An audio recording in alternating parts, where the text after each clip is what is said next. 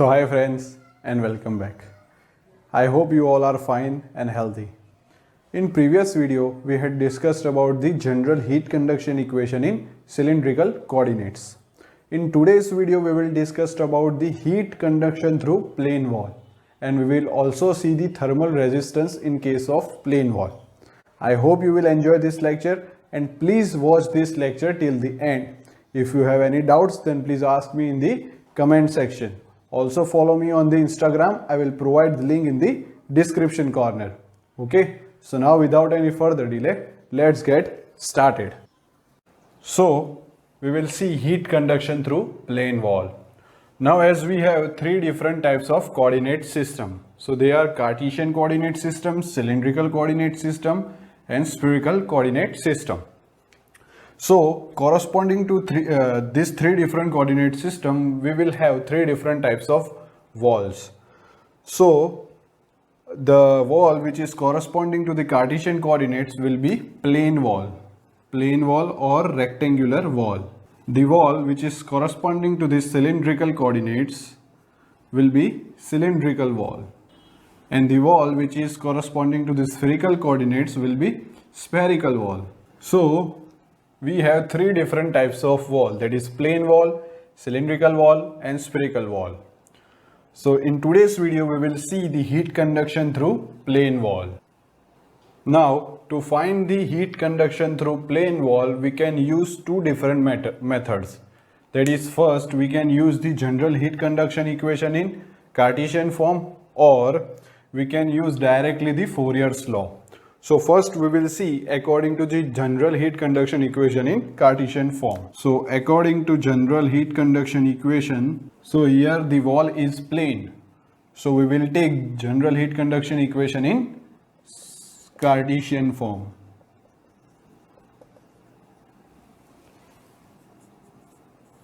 If the wall is cylindrical, then we have to take the general heat conduction in cylindrical wall and same in the spherical wall also. In spherical wall we have to take the spherical coordinates. Now you can see this is a plane wall or a rectangular wall having temperature T1 on its face 1 and having temperature T2 on its face 2. Here the length or the thickness of this wall is L, capital L. Now we had taken a vertical element or a vertical strip of thickness dx and at a distance x from the origin. Okay. Now we know that general heat conduction equation in Cartesian form is del square T by del x square plus del square T by del y square plus del square T by del z square plus qg by k equals to 1 upon alpha into del T by del tau. The derivation of this equation is done in the previous video. So if you had not seen that video, then please go and see that. So using this equation, we can derive the heat conduction through plane wall. But to do so, we have to take some assumptions. So these assumptions are very important. So observe it carefully. So first assumption is one-dimensional heat flow. That is, heat is flowing only one direction. One dimensional heat flow, that is along x direction. Along x direction. Then there will be no internal heat generation. No internal heat generation.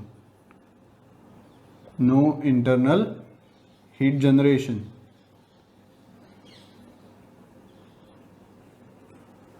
Then here we are having steady state heat conduction. Steady state heat conduction. So as we have steady state heat conduction, the rate of heat transfer, I will repeat, the rate of heat transfer Q will remain same throughout this wall. Q will remain same. That means Q is constant throughout. So as the rate is not changing, the temperature will not change with respect to time. So it will be 0. That means del T by del tau will, that is change in temperature with respect to time, will be 0. Okay. Now as there is one dimensional heat flow, then our del T by del tau, del T by del y is equals to del T by del z. that is change in temperature in y direction and change in temperature in z direction will be 0, because no heat is flowing in the y and z direction.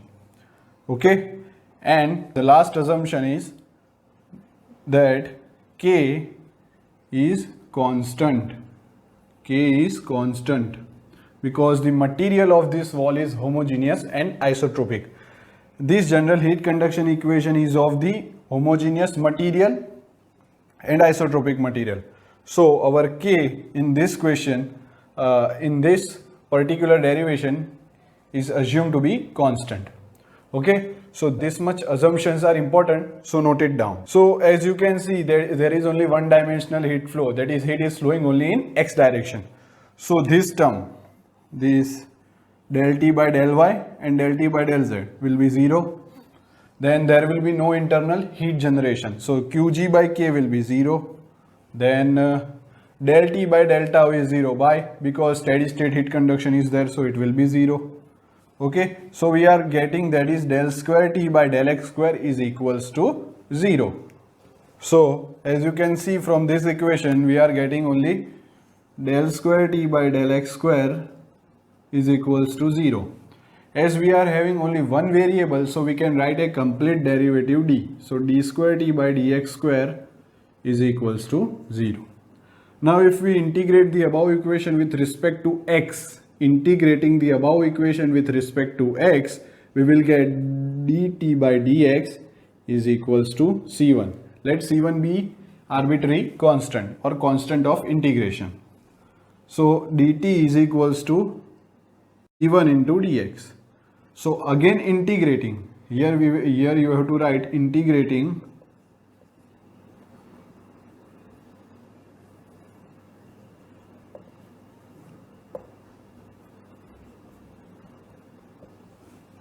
here also you have to write again integrating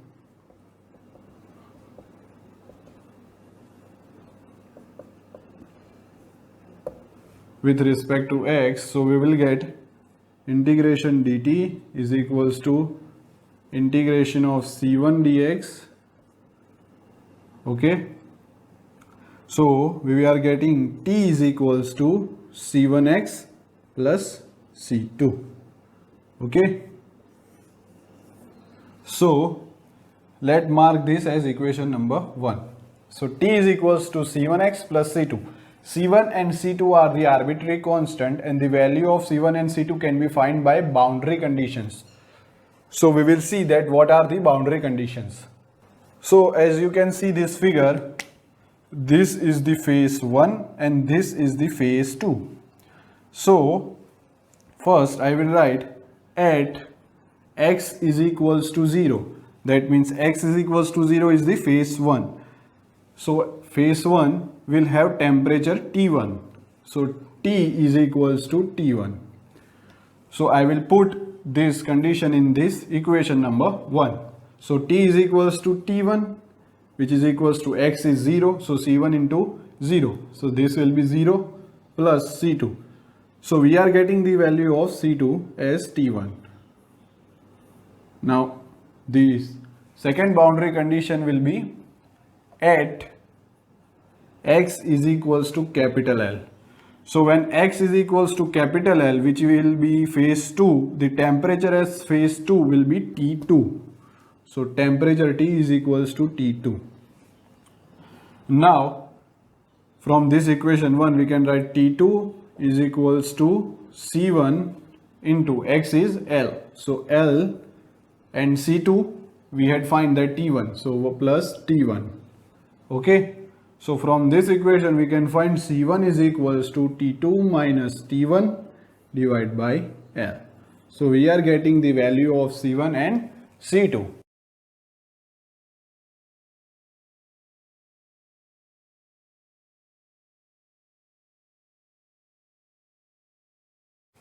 So as you can see, T is equals to T2 minus T1 upon L into X plus T1. So this is the temperature distribution in case of plane wall. So you can see here the power of X is 1.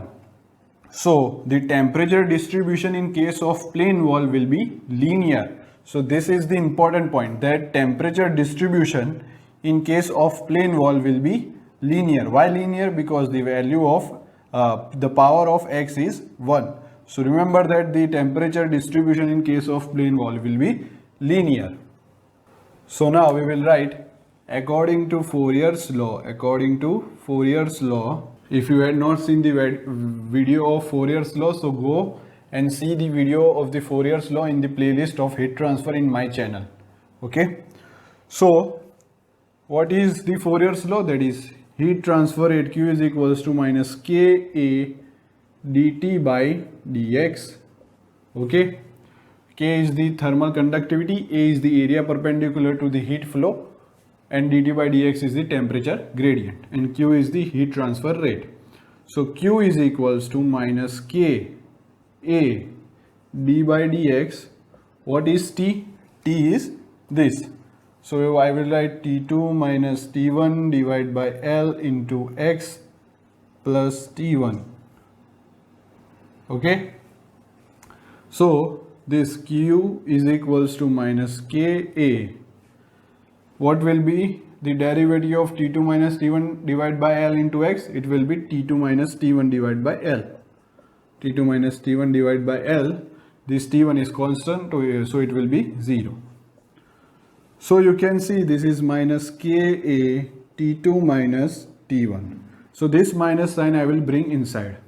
So it will be T1 minus T2 divided by L. Okay, so this is the heat conduction in the case of plane wall. K is the thermal conductivity, A is the area perpendicular to the heat flow, T1 minus T2 is the temperature difference, L is the length or the thickness of the plane wall. Now we will see a thermal resistance term. That what is the thermal resistance? So in case of electricity, we know that what is resistance. So according to Ohm's law, R resistance R is equals to V upon I, where V is the potential difference. This is P and D is the potential difference, and I is the current, electrical current. R is the resistance. So this can be written as I is equals to V upon R. Okay. Now observe the equation number 2 and equation number 3. Now as we know that the temperature difference is the driving potential in case of heat transfer. That is, temperature difference is important for the heat to flow. Similarly, in case of electricity, the potential difference is the driving potential in case of electricity. Okay. If there is a potential difference between any 2 points, then current will flow between that points. Okay, that means there will it is important to have the potential difference to have the flow of the current. So we can say, according to the electrical analogy, I will rub this part. That is, according to electrical analogy, the current is same as the heat flow. The potential difference V or the voltage is same as temperature difference delta T. This delta T is T1 minus T2. Okay. And this resistance in case of electricity is same as the resistance in case of heat transfer.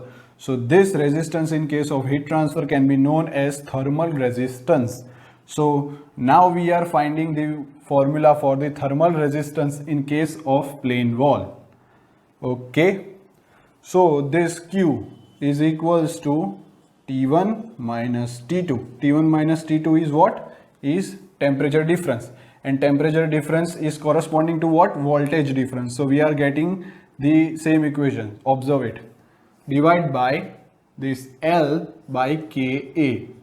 Okay. So comparing equation 2 and equation 4. As comparing equation 2 and equation 4, we are getting the potential difference as the temperature difference and this resistance as this term, and this I is corresponding to Q.